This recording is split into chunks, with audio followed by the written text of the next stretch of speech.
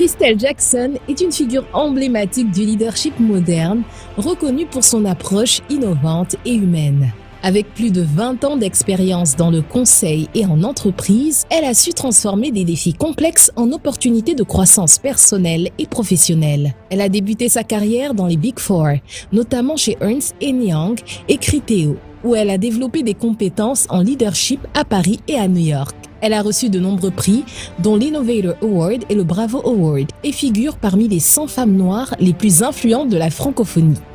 Crystal Jackson a également fondé Lead Concept, une plateforme de conseil et de coaching visant à inspirer et transformer les leaders. Sa méthodologie, la boussole royale, repose sur 4 piliers: vision, valeur, influence et résilience. En dehors de ses activités professionnelles, Crystal Jackson sert Dieu auprès de son père et mentor, le révérend Raoul Wafo, en coordonnant des campagnes évangéliques et humanitaires, ainsi que des actions visant à améliorer la vie des communautés. Mariée et mère de 4 enfants, Crystal Jackson équilibre sa vie personnelle et professionnelle tout en poursuivant son objectif de faire de Lead Concept et de la boussole royale des références mondiales en matière de leadership.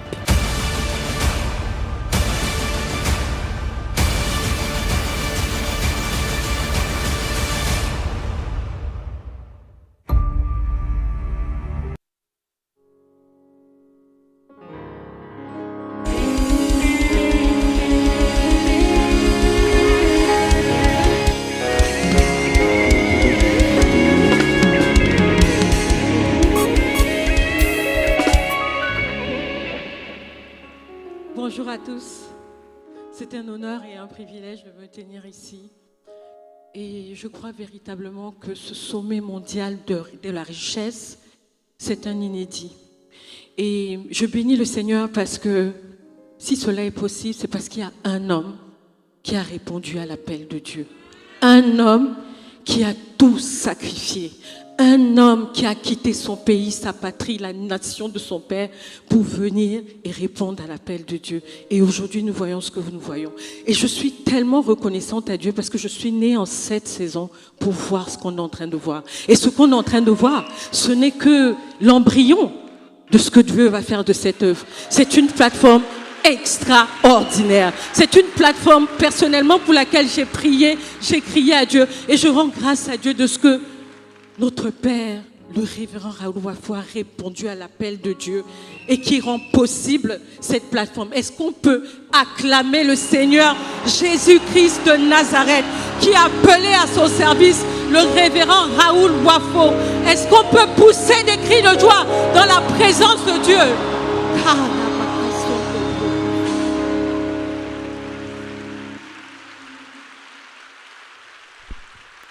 Amen.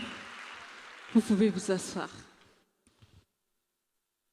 Alors, je vais commencer mon propos par une présentation de moi. C'est vrai que vous avez eu une présentation assez rapide, mais j'aimerais quand même parler un peu de mon parcours.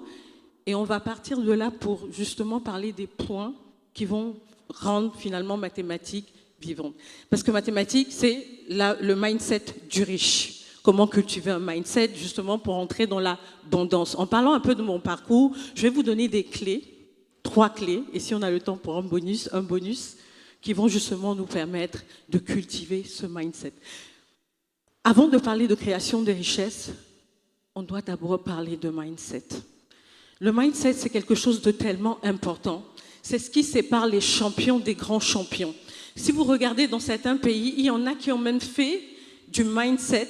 En fait, le mindset, c'est l'état d'esprit. C'est un système de pensée, c'est l'état d'esprit. Ils en ont fait des sciences. Il y a des personnes qui étudient sur le comportement humain et la façon dont notre mentalité a une influence sur l'abondance et sur le succès et sur la réussite. Donc cette science-là s'appelle les neurosciences en fait. C'est-à-dire que même les gens, la Bible et la science reconnaissent que notre mindset est très important parce que la Bible dit que telle âme pense, telle elle est. Donc avant de parler de richesse, c'est important que nous puissions d'abord devenir quelqu'un qui va pouvoir justement attirer ces richesses-là à nous, de telle sorte que nous parlions d'un succès durable, d'une abondance durable. Alors je ne sais pas si vous savez, mais normalement dans le loto, je ne sais pas si vous voyez souvent des personnes qui gagnent au loto. Quand des personnes gagnent au loto, en général, quelques années après ou même quelques jours plus tard, ils ont tout dépensé. En fait, qu'est-ce qui se passe? C'est le mindset. Comme ils n'ont pas grandi suffisamment au niveau du mindset qui permet de recevoir cet argent-là, eh ben, ils le perdent rapidement. Donc, c'est pour ça que c'est la clé, c'est très, très important. Je vais revenir à ma présentation. Donc, Christelle Jackson, j'ai fait mes études au Cameroun, j'ai fait mes études en France et j'ai fait mes études aussi aux États-Unis. Donc, j'ai eu un bachelor degree en finance et ensuite, j'ai démarré ma carrière tout de suite après et j'ai commencé dans un cabinet de conseil qui s'appelle Bearing Point et j'ai passé 3 ans là-bas. Ensuite, j'ai décidé d'élargir un peu mes horizons et je suis allée dans un autre cabinet qui s'appelle Ernst & Young. Parce que pour moi, je voulais vraiment élargir des horizons et aller à un autre niveau et vraiment passer je maîtrisais déjà en fait ce que j'avais et je voulais vraiment passer à une nouvelle dimension. Ensuite, j'ai fait 3 ans là-bas. J'ai transféré, j'ai rencontré mon mari, j'ai transféré, on s'est mariés. J'ai habité à Paris et pareil, j'ai travaillé chez Ernst & Young. J'ai travaillé encore dans d'autres cabinets de conseil où j'ai eu successivement des postes de leadership. Donc en total, j'ai 20 années d'expérience. Donc 20 années d'expérience, donc 14 ans dans des postes de leadership en France et aux États-Unis. Donc, ce que je vais vous dire, c'est pas pour être acclamé, non, mais c'est pour vous dire que vous êtes capable. C'est-à-dire que tout ce que moi j'ai pu faire, je suis consciente que chacun d'entre vous assis ici, et d'ailleurs le révérend l'a dit, si vous êtes assis ici, c'est parce que quelque part vous êtes appelé à la richesse. Oui, et c'est pour ça en fait qu'on va venir justement donner des clés pour être cette sage-femme-là qui va justement créer quelque chose en vous pour que vous puissiez passer à l'action. Donc en parallèle de ça, j'ai eu aussi beaucoup de prix. Donc voilà, je suis quelqu'un qui aime beaucoup me challenger, aller au-delà de moi-même. Et j'ai eu des prix, on en a parlé tout à l'heure, prix de marketing, de trophées de la DSI, beaucoup de prix sur la capacité à gérer plusieurs projets en parallèle. Et donc c'est très très important, c'est quelque chose aussi qui m'a permis de me démarquer. Parce que chaque fois que vous êtes quelque part dans un environnement, c'est important de trouver votre unicité et de vous démarquer en fait. Et il ne faut pas hésiter à vraiment faire tomber les limites et aller et ne pas avoir peur. On en reparlera tout à l'heure. Donc ça, c'est un petit peu mon parcours. Et en parallèle, je suis mariée. Et d'ailleurs, je salue mon mari et mes enfants qui sont en France. Et j'ai 4 enfants. Et je suis mariée à Patrick Jackson depuis bientôt 16 ans. Et donc récemment, justement, j'ai créé Lead Concept, qui est une société, une plateforme de conseil, de développement en leadership et qui justement fournit des conseils, des méthodes, des outils pour aider les leaders qui soient en début de leur carrière ou même les leaders qui ne savent pas encore qu'ils sont des leaders. On fournit justement des outils pour les aider à travers une méthodologie, la boussole royale, que j'ai fondée. Et vous savez, quand j'étais assise là, pendant que le révérend parlait, le Seigneur m'a rappelé quelque chose. Il m'a dit, il y a quelques années, tu étais assise là, en train d'écouter le révérend. Je n'avais pas une vision très claire de ma vie. Et regardez aujourd'hui, chaque année après chaque année, j'ai vu Dieu faire des choses juste en écoutant les enseignements de cet homme. Je ne suis pas en train de faire la publicité d'un homme, mais je suis en train de parler de la main de Dieu sur la vie du révérend et de ce qu'il est capable de faire dans vos vies. Donc si vous êtes assis là, le prenez très au sérieux parce qu'en fait, il y a un dépôt, il y a quelque chose. Et un jour, j'ai demandé au Seigneur, mais qu'est-ce qui est en train de se passer? Il m'a dit, tout le dépôt que tu as reçu du révérend, la parole est en train d'être faire chair en toi. Donc tout ce que vous allez recevoir, ce sont des dépôts.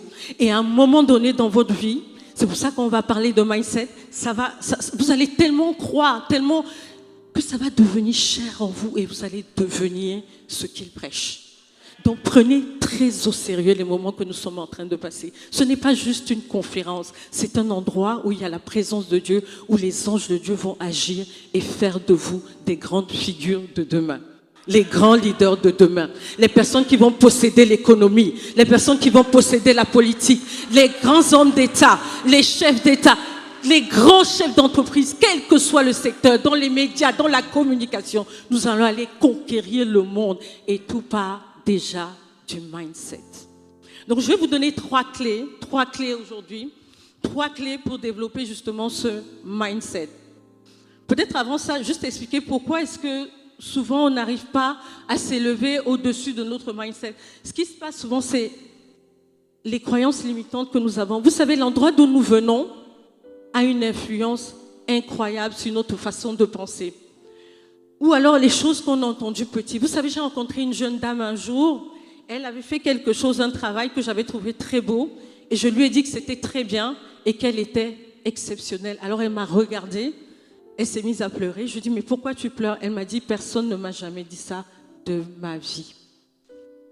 Donc il y a peut-être des personnes ici qui n'ont jamais entendu ça et donc ils ont l'impression, parce que peut-être ils ont grandi dans un environnement, peut-être même que les parents, et je n'accuse pas les parents, on ne peut pas justement critiquer le training que les parents nous ont donné, mais peut-être qu'eux-mêmes, ils n'avaient pas eu cette information-là.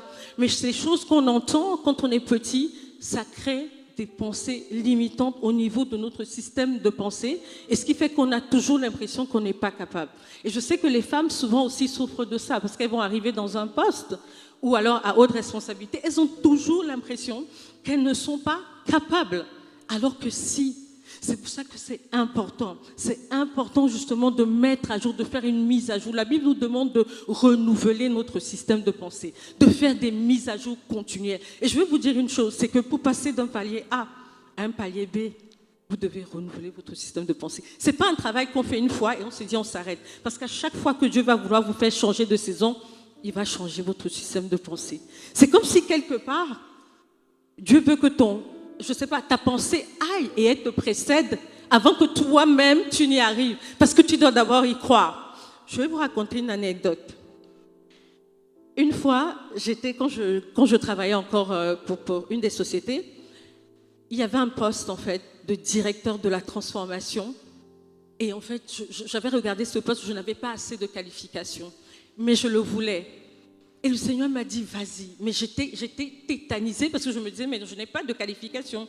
Et en plus, vous connaissez le monde vraiment méchant dans lequel on est, avec des gens qui se sont mis ensemble pour dire, ok, comme elle va postuler, ce qui va se passer, c'est que nous, derrière, on va aller chercher quelqu'un qui est plus fort, qui a toutes les caractéristiques qui sont demandées, et il sera en face d'elle et on va voir.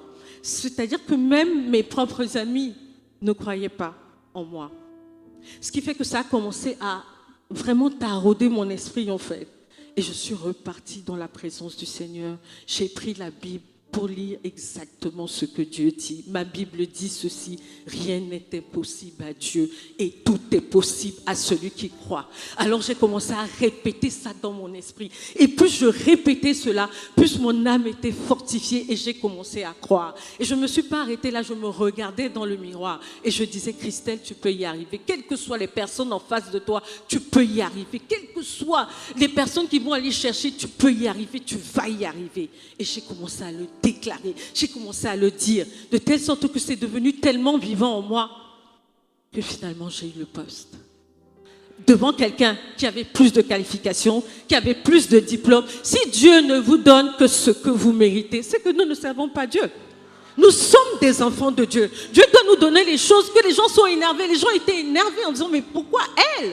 Mais pourquoi toujours elle? Oui, mais parce que nous servons un grand Dieu et tout part de notre tête. Et je me suis toujours demandé, mais si dans ma tête j'avais refusé de croire que Dieu était capable, qu'est-ce qui se serait passé? À un moment donné, je vais vous expliquer, ça se serait vu pendant l'entretien. J'allais pas être à l'aise, j'allais trembler un peu. Et c'est ça qui manque à beaucoup de personnes d'entre nous. C'est-à-dire qu'on ne croit pas. Donc quand on arrive devant des gens, si tu ne crois pas en toi-même, qui va croire en toi? Donc nous croyons en Dieu, mais nous devons d'abord croire en nous-mêmes.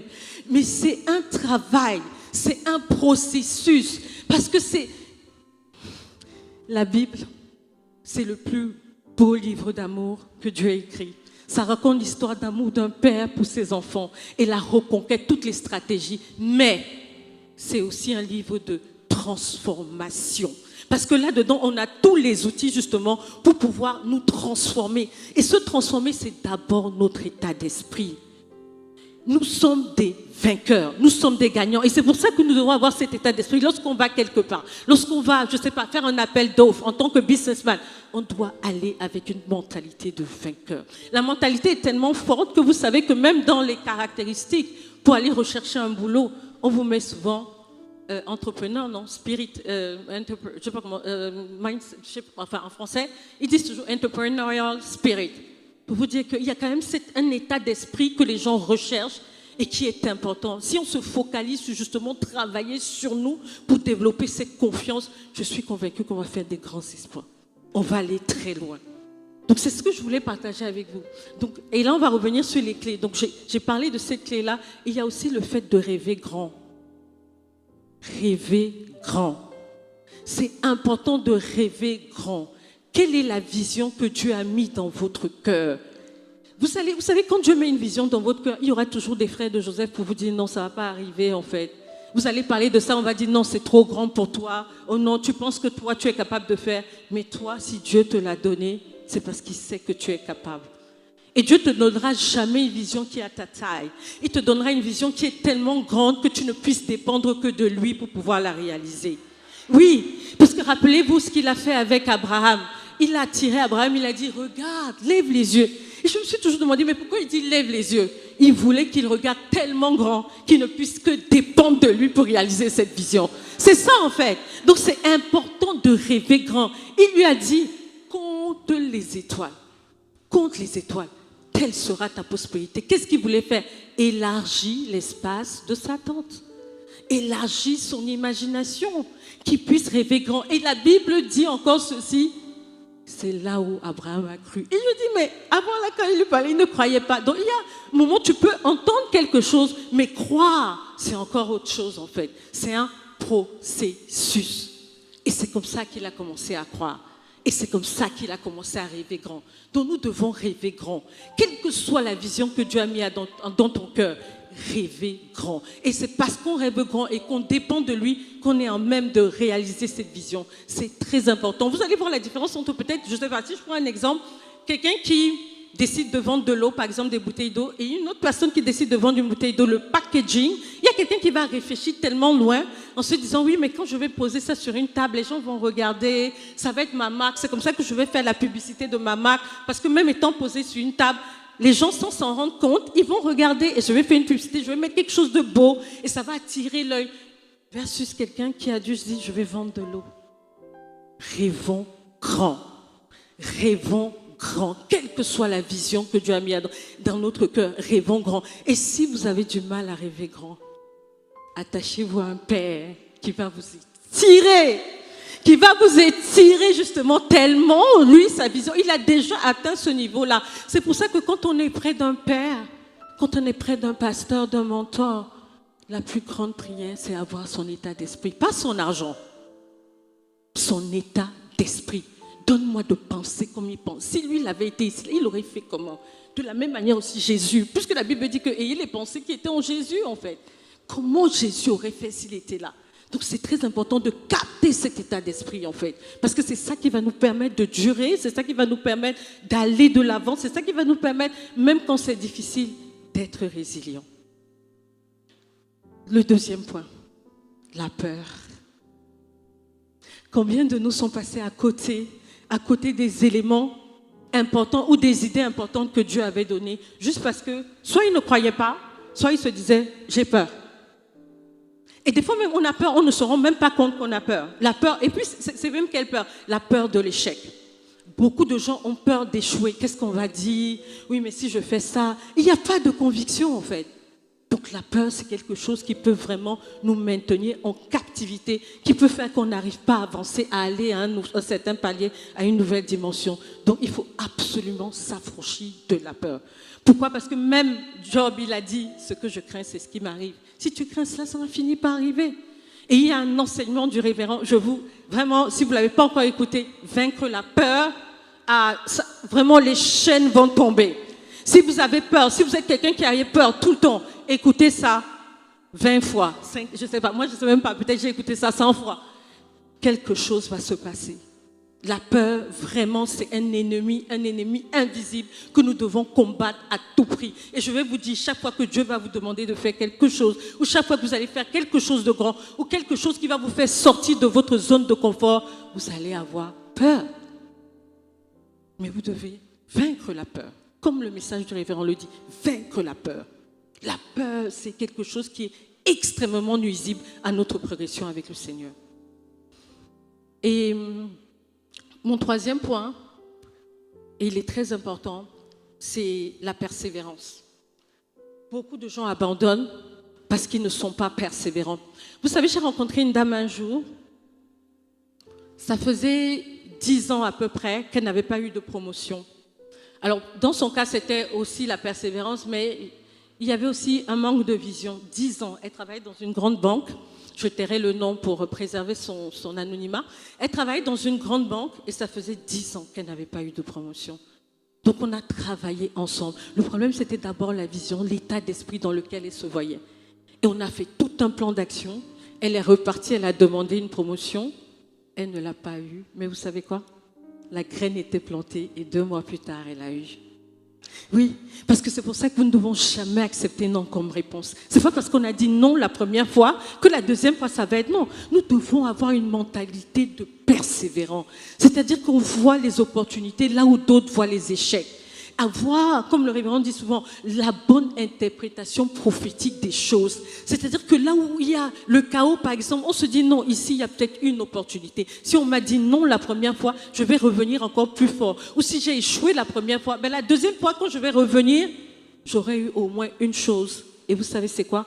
L'expérience. Et l'expérience, c'est la clé. L'expérience, c'est la clé pour quiconque veut réussir. C'est important justement de faire ce cheminement-là, d'y aller. Donc la persévérance. Ayez une mentalité de persévérant. Pas des gens qui abandonnent à la première difficulté, mais des personnes qui persévèrent. C'est très, très important. Et le 4e point, le bonus point, c'est votre processus de croissance. Vous savez, je rencontre beaucoup de gens qui me disent « je n'aime pas lire ». Je me dis, mais comment on peut évoluer dans la vie si on n'aime pas lire? La lecture est très, très importante. Et nous devons vivre une vie intentionnelle. C'est-à-dire que partout où on part, on doit le faire avec intention. Quelle est la vision que j'ai de ma vie? Pourquoi est-ce que je vais à tel endroit? Si la Bible dit que tout nous est utile, enfin tout nous est permis, mais tout ne nous est pas utile. Il y a des endroits où je ne peux pas aller, je n'y vais pas. Je reste focalisé. La transformation, c'est un processus. Vous devez investir sur votre croissance en fait. C'est très important. Prendre le temps de lire, prendre le temps de comprendre. Même dans votre travail, dans tout ce que vous faites, formez-vous. Vous pouvez être dans un domaine, c'est important d'aller voir ailleurs. Que font les autres? Comment on peut s'inspirer justement des bonnes pratiques dans d'autres endroits? C'est important de se former. C'est un processus. On doit vraiment y mettre toute notre attention pour pouvoir grandir. Et j'ai même lu quelque part aussi dans ma Bible qu'il y a des bénédictions qu'on accorde au fils et ceux qu'on accorde à l'enfant. Donc pour passer de l'enfant à fils, c'est aussi un processus. C'est très très important. On doit grandir. Et cette croissance-là va nous permettre justement d'atteindre un niveau de maturité nécessaire, comme je disais tout à l'heure, pour pouvoir maintenir la richesse que Dieu nous donnera. Mais on doit être prêt. Beaucoup de personnes prient et demandent la richesse, mais ne sont pas prêts à l'accueillir. Pourquoi? Parce que dès qu'ils ont quelque chose, ils dépensent. Il y a des gens qui ne savent pas rester avec de l'argent. Dès que l'argent entre dans les mains, ils dépensent. Ce n'est pas la mentalité d'abondance. Quand Dieu a fait sortir le peuple d'Israël, il leur a enseigné la préservation. Je me suis demandé, mais pourquoi les habits devaient grandir sur eux? Mais c'était une loi fondamentale. Préserver ce qu'on a. La Bible nous demande d'être fidèles en peu de choses pour qu'on nous confie de plus grandes. Même dans le monde de l'entreprise. Moi, à chaque fois, donc, je passais 1 an dans un poste, j'étais promue, 1 an dans un poste, je suis promue. Mais parce qu'on montre une certaine fidélité en peu de choses, les gens le voient et après, on obtient de grandes choses. Ce sont des principes bibliques majeurs. Et c'est important justement de s'asseoir et de dire, de prier, de demander, si je ne sais pas le faire, mais je dois le faire. On doit pouvoir apporter quelque chose à la société. Le domaine dans lequel on est appelé, formons-nous, lisons des livres, essayons de comprendre et d'expliquer justement ces choses-là. Parce que si c'est notre passion, nous devons investir justement dans notre développement. C'est très important, c'est la clé en fait. Et dans beaucoup de livres, vous allez lire, oui, on va beaucoup parler des valeurs, mais parce que c'est la clé et c'est ça qui nous permet justement de grandir. Et qu'on a atteint un certain niveau de maturité, on peut avoir les grandes choses que Dieu nous promet. C'est très important. Et je le dis vraiment parce que beaucoup de gens négligent cet aspect-là. Vous savez, moi, j'ai travaillé dans beaucoup de projets de transformation. Transformation des fonctions finances, transformation des fonctions marketing de vente. Mais le plus grand projet de transformation sur lequel vous allez travailler dans votre vie, c'est vous-même. Et ça, c'est votre responsabilité. Ce n'est pas la responsabilité de quelqu'un d'autre. C'est votre responsabilité. C'est vous qui devez prendre votre vie en main et de dire ici, non, je refuse de vivre ma vie comme tous les autres. Il y a une certaine rage en vous de dire non, je refuse de vivre ma vie comme tout le monde. J'ai envie que demain, quand je quitte la terre, il y ait un impact durable. C'est pour ça que quand on parlait de vision, ayons des visions grandes, des visions qui nous dépassent, qui dépassent, qui transcendent les générations. C'est très important pour laisser quand même une marque, une empreinte dans cette génération. Et je sais que chacun d'entre vous ici a ce potentiel en lui. Il y a quelque chose dans le cœur, chacun d'entre nous, que Dieu a mis, et il n'est jamais trop tard. Ne dis pas qu'il est trop tard, non. Dieu est capable de nous faire racheter le temps et il n'est jamais trop tard. Il suffit juste qu'on prenne notre vie en main et qu'on décide de faire les bons choix et d'aller vraiment et d'écouter le Seigneur pour savoir exactement ce qu'il attend de nous. Et des fois, ce que Dieu attend de nous, c'est pas ce qu'il attend de notre voisin. Non. Il n'y a aucune raison d'être jaloux. Je vois beaucoup de personnes dans des jalousies. Non. À l'un, il a donné 5 talents. À l'autre, il a donné 2. À l'autre, il a donné 1. Chacun selon sa capacité. Donc, il n'y a aucune raison d'être jaloux. On doit être focalisé. Qu'est-ce que Dieu attend de nous? Qu'est-ce que Dieu... Et vous savez, les personnes qui innovent toujours, ce sont les personnes qui marchent avec le Saint-Esprit. Parce que le Saint-Esprit, c'est pas un photocopieur, en fait. Non. On peut s'inspirer, mais à un moment donné, notre unicité doit être révélée pour être exactement dans le plan parfait de Dieu. Je ne dis pas qu'il ne faut pas... À un moment donné dans notre vie, on aura toujours besoin d'être inspiré, de faire exactement les mêmes choses. Mais à un moment, Dieu va nous révéler notre unicité pour que cela puisse être démontré. Et c'est pour ça qu'il n'y a aucune raison d'être jaloux, en fait. Parce que Dieu sait, il y a une particularité. Même si vous faites quelque chose comme quelqu'un, c'est le même business, vous avez quelque chose de différent. Peut-être ne serait-ce que par votre expérience, en fait, c'est différent. Vous avez quelque chose de différent. Alors je vous encourage, chacun à travailler cette unicité-là. Qu'est-ce que Dieu dit de toi ? Quand tu es assis là, qu'est-ce que tu entends Dieu te dire? Les choses pour lesquelles tu étais assis quand tu étais petite ou maintenant tu passes énormément de temps. Peut-être c'est un signe que Dieu t'appelle à faire quelque chose.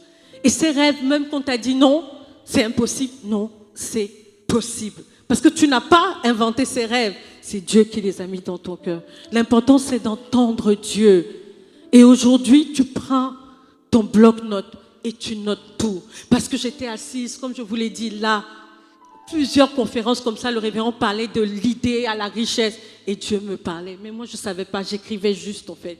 Et un jour, quand il va commencer à te parler, tu reprendras tes notes. Et tout va devenir comme un puzzle qui est en train d'être assemblé. Donc, chaque chose qui va se passer là, il faut être hyper attentif. Toutes les idées que Dieu va te donner, sois hyper attentif. Et vis une vie de manière intentionnelle. Intentionnelle. Parce que c'est très important. Dieu n'a jamais voulu que nous courions après les richesses, que nous courions après toutes ces choses. Ça nous perd trop de temps, on passe trop de temps. Non, il a voulu que tout ça vienne à nous, que tu sois attiré à nous, mais une certaine version de nous. C'est pour ça que je disais tout à l'heure qu'à chaque saison, Dieu va demander une nouvelle version de nous, mais qui passe par la transformation. C'est pour ça qu'on nous demande toujours de lire notre Bible. C'est pour que notre système de pensée soit renouvelé, pour aider Dieu à faire son travail en nous et pour que nous puissions garder ce que Dieu nous a donné. C'est ça en fait. Et que de telle manière que quand Noé est arrivé et que les animaux sont venus, il n'est pas allé dans la forêt les chercher. Les animaux sont venus, chacun avec sa paire. Parce que Noé avait obéi. Il avait obéi à qui? À la voix de Dieu. Et la Bible dit que quand il a construit l'arche, et c'est quand il a fini de construire l'arche, que chaque animal est allé chercher sa paire. Et ils sont venus 2 par 2. Quand ce verset a tout changé. Et du coup, nos points de focus, c'est d'écouter Dieu et obéir à Dieu. Et tout ce que nous cherchons, les clients pour nos affaires ou les promotions, quel que soit ce que nous cherchons, ça va venir à nous.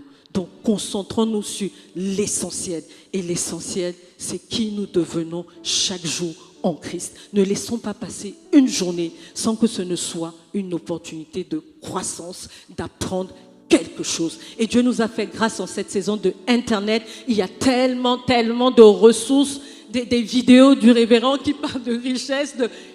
Mes frères et sœurs, passons du temps à écouter, réécouter. On ne le dira jamais assez jusqu'à ce que notre esprit soit totalement transformé et que nous puissions accueillir cette richesse. Amen.